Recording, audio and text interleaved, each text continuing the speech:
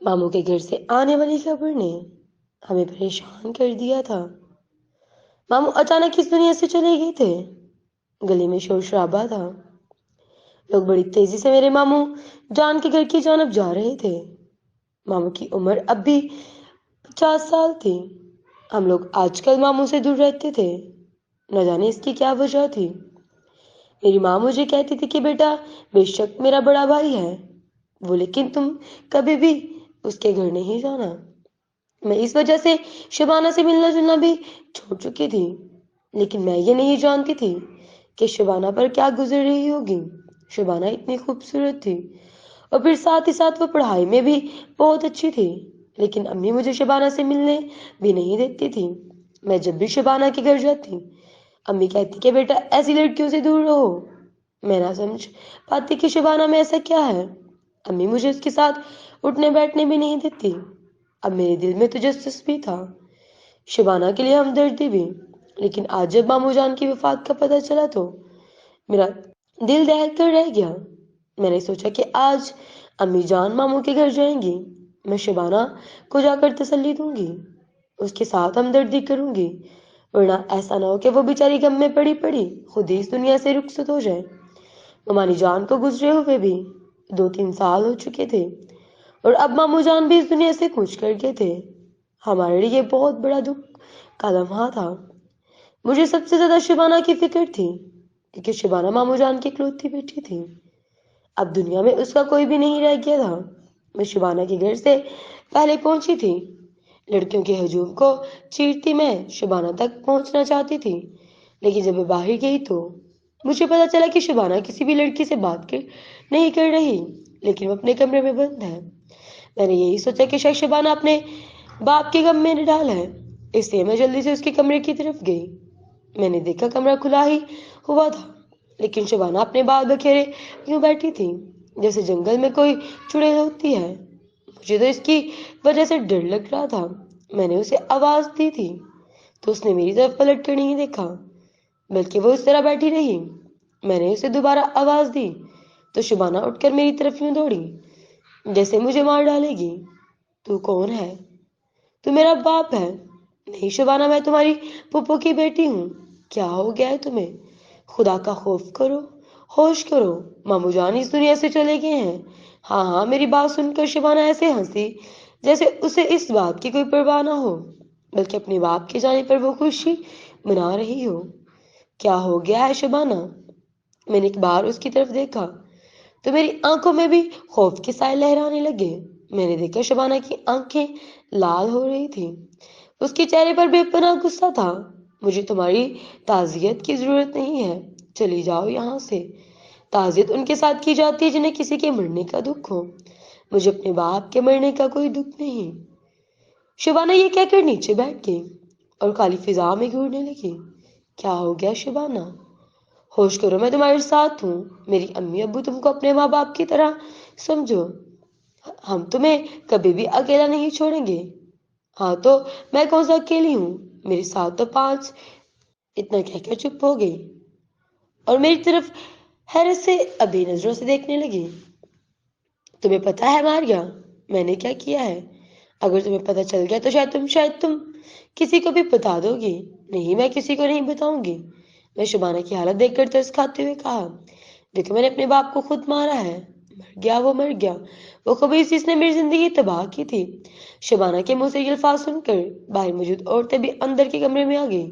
وہ ساری شبانہ کو بغور دیکھنے لگی، اور پھر شبانہ نے وہ بات بولی جس نے ہم سب کو حیران کر دیا، ابا کو کسی اور نے نہیں مارا، ابا کو میں نے مارا ہے، زہر دے کر۔ یہ بات سن کر سب جیسے ایک خاموشی طاری ہو گئی تھی۔ ان میں سے ایک عورت کے چہرے پر زیادہ خوشی کے آثار مجھے دیکھنے کو ملے تھے۔ وہ ہمیشہ شبانہ سے حسد کیا کرتی تھی، کیونکہ شبانہ کے لیے خاصے رشتے آتے تھے، جبکہ وہ اپنی بیٹی کے لیے ایک معقول رشتے کی تلاش میں تھی۔ ارے یہ لڑکی تو قاتلانہ ہے، یہ لڑکی تو مجرمہ ہے، اسے ابھی پولیس کے پاس ہونا چاہیے۔ وہ یہ باتیں کرنے لگی۔ خدا کا خوف کرے نازیہ آنٹی، یہ وقت ان باتوں کا نہیں، مجھے آپ سے ایسی امید نہیں تھی۔ میں نے یہ کہا تو وہ ہنسنے لگی۔ بیٹی یہ بات ہے کہ یہ لڑکی سب لڑکیوں کے لیے، ہم سب کے لیے خطرہ ہو سکتی ہے۔ اس لیے بہتر ہے کہ تم لوگ اسے پولیس کے پاس لے جاؤ، ورنہ تو یہ سب کا جینا حرام کر دے گی۔ جو لڑکی اپنے باپ کو زہر دے کر مار سکتی ہے وہ کچھ بھی کر سکتی ہے۔ میں نے اس کی طرف دیکھ کر انہیں منع کرنے کی کوشش کی، مگر اس عورت کے اندر نہ جانے انتقام کی کون سی آگ جل رہی تھی جو اسے آج کے دن بھی بولنے پر مجبور کر رہی تھی۔ میں نے اس سے کچھ نہیں کہا، لیکن وہ خود ایک کمرے سے باہر چلی گئی۔ میں شبانہ کو دودھ کا گلاس لا کر دینے کے لیے کمرے سے باہر نکلی۔ میں کچن میں گئی تو وہاں ایک عجیب منظر میرا منتظر تھا۔ برتن سارے بکھرے ہوئے تھے اور عجیب عجیب سی چیزیں کچن کے اندر بکھری ہوئی تھی۔ 3-4 قسم کے گلاس رکھے ہوئے تھے، حالانکہ جس گھر میں صرف 2 لوگ ہوں وہاں پر 2-3 گلاس ہی ہوتے ہیں، لیکن اس گھر کے کچن میں 10 سے 15 گلاس، 5-6 چائے کے کپ اور بہت ساری ایسی چیزیں تھیں جو ضرورت کی نہیں تھیں۔ ایسا نہیں تھا کہ برتن گندے ہونے کی وجہ سے یہ سب ہوا۔ میں نے دیکھا وہ سارے گلاس نئے نئے تھے، گھر میں کافی سارے نئے برتن بھی تھے۔ یہ دیکھ کر مجھے حیرت تو ہوئی، لیکن میں نے اس وقت شبانہ سے نہیں پوچھا، کیونکہ یہ وقت شبانہ کو یہ پوچھنے کا نہیں تھا بلکہ اسے تسلی دینے کا تھا۔ میں دودھ لے کر کمرے میں آئی تو میں نے دیکھا وہاں پر کوئی عورت بھی نہیں تھی، سب عورتیں کمرے کے باہر بیٹھی ہوئی تھیں۔ انہیں دیکھ کر ایسا لگتا تھا جیسے وہ شبانہ سے مایوس ہوں۔ نادیہ آنٹی کہیں نظر نہیں آ رہی۔ تبھی میں نے دیکھا گھر کے دروازے اچھی خاصی شور کی آوازیں آ رہی ہیں۔ کچھ مرد تھے جو عورتوں سے بحث کر رہے تھے۔ مجھے بڑی حیرت ہوئی، یہ پتہ نہیں کیا ہو گیا۔ میں نے اندر جا کر دیکھا تو سب لوگ شبانہ کے خلاف باتیں کر رہے تھے۔ میں دروازے کی طرف گئی تو میں نے دیکھا وہاں پر نادیہ آنٹی پولیس کے ساتھ کھڑی ہوئی تھی۔ ان کے ساتھ 3-4 خواتین اہلکار تھیں۔ نادیہ آنٹی کو دیکھ کر مجھے بڑا عجیب سا لگ رہا تھا۔ میں نے سوچا بھی نہیں تھا کہ وہ ایک دم جا کر پولیس کو بلا لائیں گی۔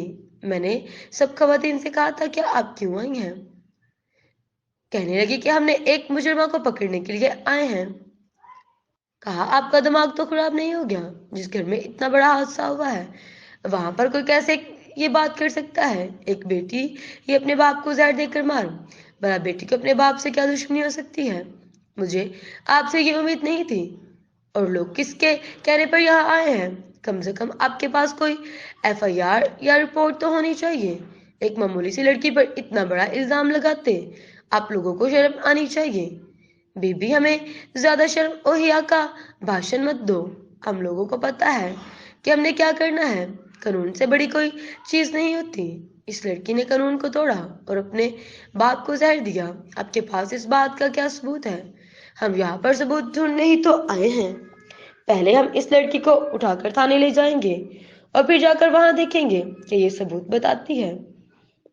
گھر میں بس 18-17 سال کے لڑکے اور کچھ عورتیں تھیں، باقی مرد تو کفن دفن کے انتظامات میں لگے ہوئے تھے۔ نماز جنازہ بھی پڑھنی تھی۔ یہ عورتیں گھر کے اندر کھود آئی تھیں، ساتھ میں 2-3 مرد پولیس والے بھی تھے۔ انہوں نے اگر شبانہ کے کمرے میں گھس کر شبانہ سے تفتیش کرنا شروع کر دی۔ ایک خاتون اہلکار چلا کر شبانہ سے پوچھنے لگی، لڑکی تو نے اپنے باپ کو مارا ہے کیا؟ ہاں میں نے ہی اپنے باپ کو مارا ہے۔ یہ سچ ہے کہ میں نے اسے زہر دیا ہے؟ کیا کر لو گے تم؟ میرا جیسے باپ خدا اگر کسی کو بھی دے تو میں اس سے جا کر خود اپنے ہاتھوں سے زہر دوں گی۔ مجھے آ کر مت سکھاؤ کہ میں غلط کیا۔ شبانہ کا تو غصہ قابو سے باہر ہو رہا تھا، لیکن مجھے اب اس پر واقع پاگل پن کا اندیشہ ہو رہا تھا کہ شاید اس کا ذہنی توازن کھو گیا جو ایسی الٹی سیدھی باتیں کر رہی ہے۔ میں نے شبانہ کو روکنے کی کوشش کی، لیکن وہ ان خواتین اہلکار سے بدتمیزی کرنے لگی، یہاں تک کہ وہ پولیس اہلکار اسے ہاتھ میں بیڑیاں پہنانے لگی۔ ہتھ کڑی پہنا کر شبانہ کو پولیس وین میں بٹھایا گیا۔ میرا دل تو خون کے آنسو رو رہا تھا۔ سوچ بھی نہیں سکتی تھی کہ شبانہ بڑی جوانی میں تھانے کے چکر لگائے گی۔ آپ تو سمجھ سکتے ہیں جب ایک جوان لڑکی تھانے میں ایک رات گزار کر گھر آتی ہے تو کیا ہوتا ہے۔ تھانے میں کیا کہیں بھی باہر کسی لڑکی کا جانا کتنا غیر مناسب سمجھا جاتا ہے، اور شبانہ کی ابھی عمر ہی کیا تھی۔ اتنی خوبصورت لڑکی اس طرح ذلیل اور رسوا ہو رہی تھی۔ سچ پوچھے تو مجھے اس پر افسوس بھی ہو رہا تھا، اس کے نصیب پر ترس آ رہا تھا، لیکن میں اکیلی لڑکی سے بچا نہیں سکتی تھی۔ گھر میں اور کوئی مرد بھی نہیں تھا۔ اماں تو اپنے بھائی کے غم میں تھی اور میں کچھ نہیں کر سکتی۔ یہ شبانہ پولیس وین میں بیٹھ کر ہمارے محلے سے چلی گئی. مجھے اس کے جاتے ہوئے بہت رونا آ رہا تھا. محلے کی سب عورتیں بھی ہکا بکا شبانہ کو دیکھ کے جا رہی تھی. شبانہ نے آج تک کسی کے ساتھ بدتمیزی اور بدسلوکی نہیں کی تھی. وہ بھی کسی سے بات کرتی خوش اخلاق سے ملتی اور اس کی بات چیت اور اس کے انداز سے لگ ہی رہا تھا. لیکن شبانہ کا نیا روپ ہم سب نے دیکھا تھا. محلے کی کچھ عورتیں اس کے خلاف ہو گئی تھیں. ایک آنٹی تو کہنے لگی شبانہ سے ملنے کے لیے ایک ڈیڑھ عمر کا آدمی آیا کرتا تھا. میں نے اسے کچھ دن پہلے ہی شبانہ کے گھر کی طرف جاتے دیکھا.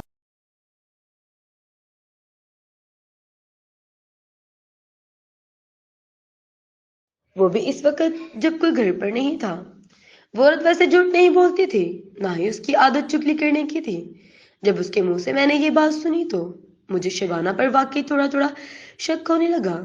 ممکن ہے شبانہ نے فیس بک کے ذریعے کسی سے دوستی کر لی. وہ میں نے دل میں سوچا، کیونکہ شبانہ عرصہ پہلے سے فیس بک پر اکاؤنٹ بنا کر تصویریں ڈاؤن لوڈ کیا کرتی تھی. وہ اکثر مجھ سے بھی کہتی تھی کہ تم بھی فیس بک پر آ جاؤ، میں تم سے روزانہ بات کیا کروں گی. میرے پاس موبائل کا بیلنس نہیں ہوتا، میں فیس بک پر ہر وقت آن لائن رہتی ہوں. مجھے اب شبانہ کی ایک ایک بات یاد آنے لگی، لیکن اب ان ساری باتوں کا کوئی فائدہ نہیں تھا. تھوڑی ہی دیر کے بعد یہ بات پورے محلے میں پھیل گئی. جب میری امی میرے پاس آئی تو انہوں نے مجھ سے پہلا سوال یہ کیا، بیٹی شبانہ کو پولیس کیوں پکڑ کر لے گئی ہے؟ ایسا کیا جرم کر دیا اس نے؟ محلے والے عجیب عجیب باتیں کر رہے ہیں.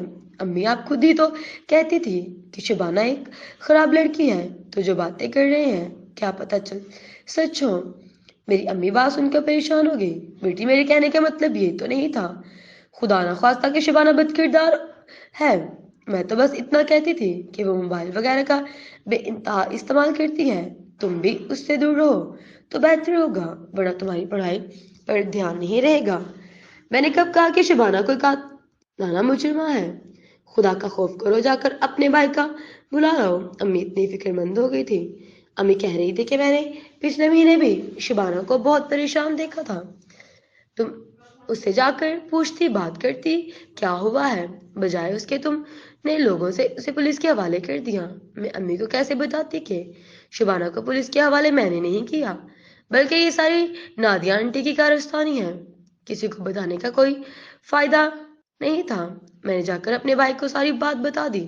پھر بھائی کا فی زیادہ مصروف تھا، لیکن آج کے دن وہ بھی شبانہ کے بارے میں ہی سوچ رہا تھا اور باتیں بھی کر رہا تھا. کہنے لگا ہمیں فوراً تھانے کے چکر لگانا ہوگا.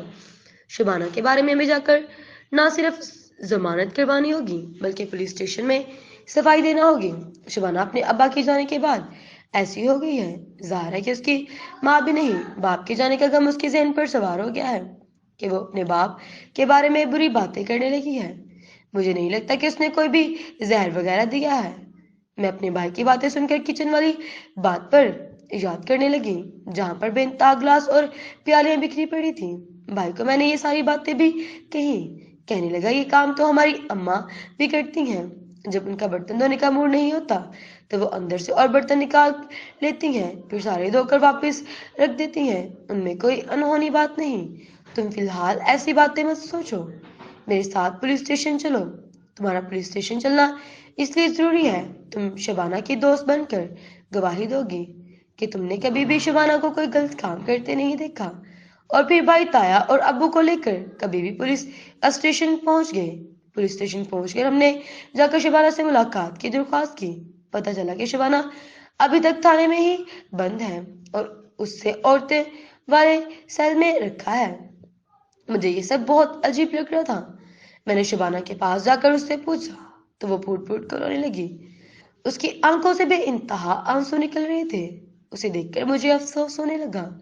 میں نے کہا شبانہ تم مجھے سچ سچ بتا دو کہ تم نے ماموں جان کے ساتھ واقعی میں زہر والا معاملہ کیا ہے یا نہیں. کیا بات ہے، تم ایسی تو نہیں تھی. کوئی انسان اپنے باپ کو گولی دے کر مار سکتا ہے. میں تو مان ہی نہیں سکتی. تم اپنے ابا سے محبت کرتی تھی نا؟ نہ مت لو ان کا. شبانہ مجھ پر چلا اٹھی.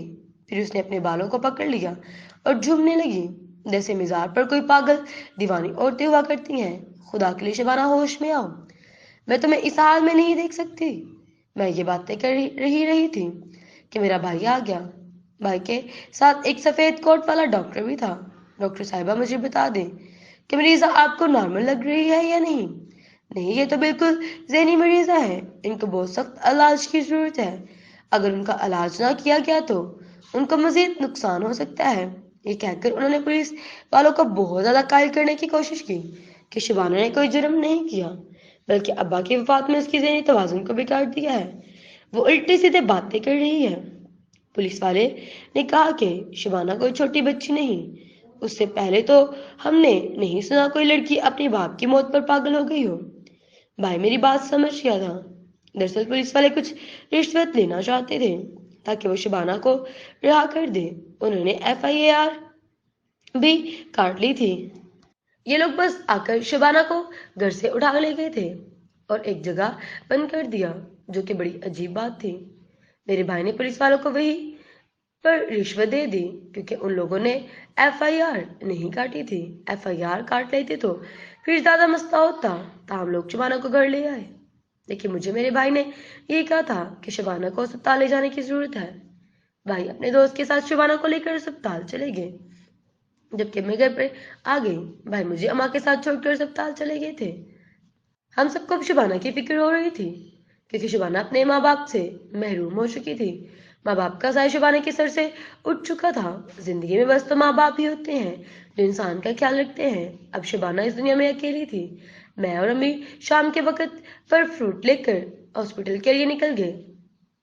شبانہ کے سر پر پٹی بندھی ہوئی تھی، جسے دیکھ کر میں حیران نہیں ہوئی کیونکہ تھانے میں اس نے خود کافی زیادہ زخمی بھی کر رکھا تھا۔ اب شبانہ کافی پرسکون لگ رہی تھی۔ کیا ہوا ہے شبانہ تم اپنے ابا کے بارے میں اتنی باتیں بولی؟ مجھے سب بتا دو، خدا کے لیے مزید پریشان مت کرو، تمہاری فکر کر رہے ہیں۔ ہمیں بتاؤ تو صحیح کہ ایسا کیا ہوا کہ تم اپنے ابا کے بارے میں سب کے سامنے باتیں بولی؟ ڈاکٹر نے ہمیں کوئی قسم کی باتیں پابندی نہیں لگائی تھی، ہم شبانہ سے بات کر سکتے تھے۔ پھر جو باتیں اس نے بتائی وہ سن کر ہم حیرت کے پہاڑ ٹوٹ پڑے تھے۔ شبانہ اپنی کہانی کیوں سنائی کہ آپ کو پتا نہیں کہ آپ لوگوں نے تو میرا پتا بھی نہیں کرتے تھے کہ ہم لوگ زندہ بھی ہیں یا مر گئے۔ ابا نے اماں کے جانے کے بعد بہت ساری عادتیں بدل لی تھی، وہ عادتیں جو مجھے بری لگتی تھی، لیکن میں ابا کا خیال رکھتی تھی کہ چلو اب اماں بھی نہیں ہے تو میرا ان کے علاوہ کوئی نہیں۔